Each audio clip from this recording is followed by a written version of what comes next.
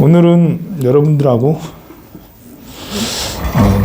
을사년 전망, 스님이 평가하는 을사년은 어떤 일이 정치, 경제, 사회 모든 걸 통틀어서 마음까지 이런 것들을 한번 전망을 한번 갖는 시간을 가져볼게요.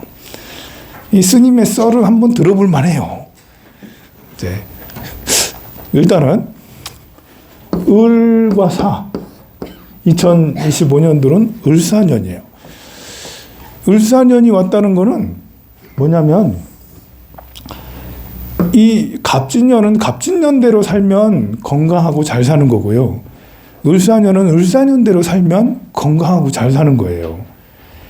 갑이란 거, 을사년 있기 전에는 갑이 있었죠. 갑진. 우리가 이제 아침 해가 뜨면 동틀 때 아침에 일어나는 게 잘 사는 거잖아요. 해가 중천에 10시 되면 출근해서 일하는 게 잘 사는 거예요. 해가 지고 밤 12시가 되면 자는 게 잘 사는 거잖아요. 그런 것처럼 갑진년에는 갑진년대로, 을사년은 을사년대로, 병오년은 병오년대로 하면 잘 살아요. 갑진이라는 거는, 갑이라는 건 시작한다는 거거든요. 진의 환경에서 번성되어 있는, 진은 번성되어 있다는 거예요. 번성되어 있는 환경에서 뭔가를 탁 시작하는, 뭔가를 발길질 한번 딱 하는, 나 이거 할 거야 하고 팍 나가려고 하는 이런 것이 갑이라는 거예요.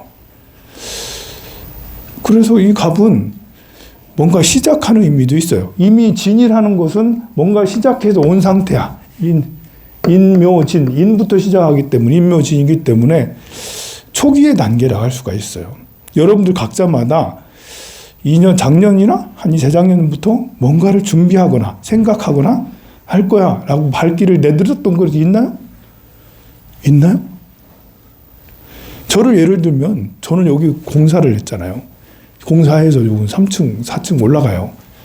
거기에 이제 엘리베이터 다를 거거든요. 그럼 여러분들이 이제 무릎이 안 좋아도 휠체어 타고 다녀도 휠체어 타고 엘리베이터 타고 법당에 올 수가 있는, 그거를 이제 작년에 준비해서 작년에 이제 공사를 지금 하고 있잖아요. 그럼 내년에 그게 자유롭게 될 수 있어요. 그리고 이제 준비하는 게 또 있잖아요. 요양원 이렇게 짓겠다고 땅을 샀어요. 설계가 다 끝났어. 2월달 중순이나 2월 말이나 이때 공사를 시작할 거예요. 그러면 이제 을사년은 그걸 하는 거예요. 작년에 했던 이런 것이, 갑이라는 것은 딱 뭔가가 용수철처럼 튀어 올라왔다라는 거예요. 을이라는 것은 이것을 번성시킨다는 거예요. 옆으로 막 펼쳐내는 거예요. 그리고 그 펼쳐내는 거에서 옆으로 뭔가를 이제 확장시켜서 더 이렇게 멀리 펴는 거죠. 펴는 이것을 을이라고 그래요. 갑은 그래서 사람들을 만나는 게 좋아요. 우리가 이제 경신, 임계, 경자년부터 신축년, 이때는 2020년, 21년이거든요. 본래 경자, 신축은 집에 들어박혀 있는 거예요. 경이라는 것은 그만해라는 거고, 자라는 것은 자시 하면 밤이잖아요. 집에 그냥 틀어박혀 있으라는 거예요. 코로나가 당시에 생겨가지고 진짜 틀어박혀 있었어. 그때는 누굴 만나면 안 되는 때잖아요. 그런데 갑이라는 건 반대예요. 우리가 정리정돈하고 뭔가 이제 그만해 이런 했을 때는 끊는 거잖아요. 그래서 아무도 안 만나는 것이 더 이로운 때였고, 갑이라는 거는 만나는 때예요. 그러니까 작년에 여러분들이 인간관계를 갖는 게 좋은 거예요. 작년에 인간관계를 안 가졌다. 그러면 우라병이 생기든 우울증이 생기든 심신불안이 생기든 이거 별로 안 좋아. 그런데 스님, 저는 작년에 별로 안 만난 사람들 안 만났는데요? 새로운 사람 안 만났는데요? 이러면 늦지 않았어요.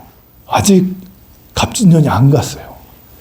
그리고 을이라는 것은 아직 목의 기운이기 때문에 새로 또 만나도 돼요. 그 만나는 사람들하고 잘 지내는, 작년에는 그냥 연락처 주고 받았어. 그냥 밥 한두 번 먹었어. 을이라는 것은 좋은 친구, 좋은 사이로 만들려는 거죠. 효과 있는, 실익이 있는. 사업하는 사람은 더 자주 연락해서 뭔가가 이제 뭐 이렇게 조금 진행이 좀 더 진행이 되는. 그리고 이 사라는 것은 보이는 거예요. 아침 오전 10시가 된 거예요. 잘 보이는 거예요. 그래서 작년에 만난 사람하고 올해는 뭔가를 실질적인 것들을 의논하거나 같이 뭔가를 이제 미래를 준비하거나 뭔가 이렇게 해보려고 하거나 뭔가 애를 쓰는, 그걸 같이 애를 쓰면서 하는 거죠. 누굴 안 만났다 하더라도 고양이들 만났어도 강아지를 만났어도 뭐 하는 거거든요. 내가 새로운 직업을 가졌어도 그것들을 올해는 이렇게 새로 그것들을 성장보다는 옆으로 더 이렇게 더 내실을 더 귀하는 그런 때가 올해죠. 갑은 내실이 별로 없는 거예요. 그러나 을은 내실이 있어서 효과적으로 대응한다는 거거든요. 그래서 작년에는 여러분들이 좀 지혜롭지 못해도, 그래서 좀 뭐랄까, 이렇게 엉벙덤벙 이렇게 해도 뭐 크게 문제가 되지 않는데, 을사년에는 전부 다 고수가 돼 있는 거예요. 전부 다 빠꾸미가 돼 있어서, 작년에는 눈먼 사람이 많은 때거든. 근데 을사년에는 눈먼 사람이 잘 없어요. 이게 밝을 때예요, 사람들이 다. 그리고 사는 역마의 기질도 있기 때문에 4년이 오면 여행도 많이 다녀. 집에 틀어박혀 있으면 미치겠다는 게 4년이에요. 무조건 밖에 나가야겠다는 거죠. 경자년, 신축년은 그렇게 코로나 때문에 집에 있어도 우울증 걸린 사람 만만하. 그렇게 가만히 있으라는 거니까. 근데 이 을사년은 가만히 있으면 미치겠는 거지. 대낮에 밖에 나가야지. 그래서 을사년은 밖에 많이 다니시고, 심지어 밤에 집에 잘 안 들어올 수도 있어. 집에 아들, 딸이 집에 잘 안 들어오거나 남편이나 부인이 집에 잘 안 들어올 수 있어. 왜냐하면 밝아가지고 아직도 밤이 됐는데도 밝은 줄 아는 거예요. 그래서 노래방 갔다 들러올 수도 있어요. 어쨌든 내년은 그래요. 사람들이 모두 다 영리해져 있는 때다. 예, 영리해져 있는 때니까 여러분들 조금 어리석으면 크게 당할 수도 있습니다.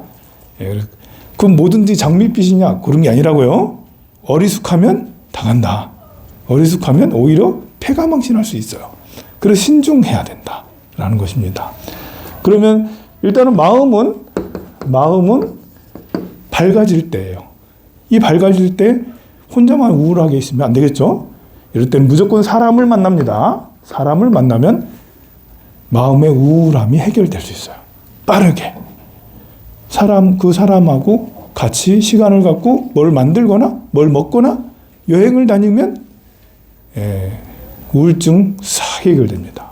봄에 한 번 다니고 여름에 한 번 다니고, 봄에 황룡사 와서 같이 순례 가고 우리 매달 가거든요. 여름에도 순례 또 가고 가을에도 순례 가고 겨울에 순례 가고, 이러면 이제 마음 관리는 우울증이나 뭐 또 뭐랄까 이렇게 침체된 이런 것들은 싹 날려버릴 수가 있어요.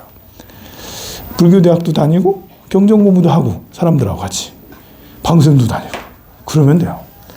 자, 마음은 그래요. 건강은 을사년의 건강을 어떻게 지키냐? 이것도 같은 이치입니다. 일단은 집 밖을 나가야 됩니다. 경자년, 신축년은 2020년, 21년, 23년 이런 때까지는 집에 틀어박혀서 잠 쿨쿨 자도 몸이 안 망가질 수 있어요. 신기하게 그때 코로나 왔잖아요. 활동을 별로 하지 않아도 몸이 안 망가질 수 있어요. 근데 을사년은 활동을 안 하면 몸이 다 망가질 수가 있어요. 그냥 밖에 그냥 나와서 헤매더라도 밖에 나오세요. 그래야지 건강이 지켜지고, 누구랑 밥을 같이 드세요. 누구랑 같이 드라이브를 하세요. 그러면 몸의 건강이 많이 좋아집니다. 그 다음에 을사년의 경제를 한번 볼까요? 이 4년이라는 것은 사유축의 삼합의 시작이에요. 사유축 삼합. 이 사유축 삼합은 금국이죠. 금은 금융과 연관이 되어 있습니다. 돈과 연관이 되어 있어요. 올해부터 시작된 이 사유축 8년 동안에 금융혁명이 있을 수 있어요. 지금 이미 예고가 돼 있죠. 테이블 코인 등을 비롯한 여러 개의 코인들, 이런 것들이 금융혁명이 일어나겠죠. 이 8년 동안 엄청나게 발전할 거예요. 작년, 재작년부터 뭐 이렇게 올해 벌써 10여 년 전부터 이런 코인 관계가 된 것이 성장을 했지만 지금 올해 조짐이 1월 20일 날 트럼프가 이렇게 당선된다 했는데 트럼프 주변의 모든 그 관계자들이 전부 다 이 가상화폐 이 관련된 데 굉장히 식견을 가지고 있는 사람이 된다고 그랬죠. 그래서 그런지 그거랑 맞물려서 사유축 이 8년 동안은 금융혁명이 예견이 돼 있다. 어떤 식의 금융혁명일지, 그게 코인일지 아니면 다른 경제일지는 모르겠지만 그냥 뭐 지금 추측하기로는 어쨌든 가상화폐도 충분히 그러면 미국의 금융 또 다른 달러는 또 어떻게 될까? 금은 또 어떻게 될까? 금값은 오를까 내릴까? 금값은 역대 최고로 올랐죠. 작년 올해까지 계속 오르고 있어요. 금값은 계속 오르고 있는데 금값은 2000년에 비해서 11배 올랐어요. 2000년에 여러분들이 금을 샀으면 3만 원, 5만 원 이때 금을 사놨으면 지금은 50만 원이죠. 금 한 돈에 50만 원이에요. 그 11배 올랐어요. 그러면 앞으로도 11배, 20년 후에 또 11배 오를까? 그건 모르죠. 그건 어떻게 알겠습니까? 신도 몰라요. 신도 몰라. 이게 이제 금값은 올랐으면 오른 데에서 한동안 정체가 있다가 다시 또 올라서 몇 년 동안 정체. 2010년 초에 올랐다가 2017년까지 거의 정체돼 있었어요. 금값이. 20만 원대에서 정체돼 있었죠. 한돈에. 그러다가 2020년에 갑자기 35만 원, 40만 원까지, 35만 원 넘어까지 쫙 올라갔다가 다시 조정받는 듯 하다가 작년에 다시 뚫고 올라가서 50만 원이 됐죠. 그러니까 계속 눌리고 있다가 한번 툭 올라갔다가 다시 또 이렇게 있다가 다시 이렇게 올라간 그런 경우인데 그러면 여기에서 다시 쭉 더 올라가냐? 그건 알 수는 없습니다만 최소한 떨어져도 20% 이상은 떨어지지 않겠죠. 그렇지만 가면 갈수록 달러 경제는 쉽지 않겠다라는 게 경제 전망이잖아요. 세계 금융이 블록화된다라는 말이 있잖아요. 미국과 그 외의 나라들로 나눠지고 있잖아요. 세 블록으로 나눠져 있어요. 하나는 미국과 그의 형제들, 우리를 포함한 미국과 그의 형제들, 그리고 브릭스를 해서 중국과 소련을 비롯한 러시아를 비롯한 이 브릭스 국가들, 그리고 제3세계 다른 나라들 이렇게 이제 나눠져 있는데요. 그 미국이 다 통치를 할 때는 금값을 계속 눌러놨어요. 달러를 많이 써야 되니까. 미국이 강력할 때는 금값이 오르질 않았어요. 많이.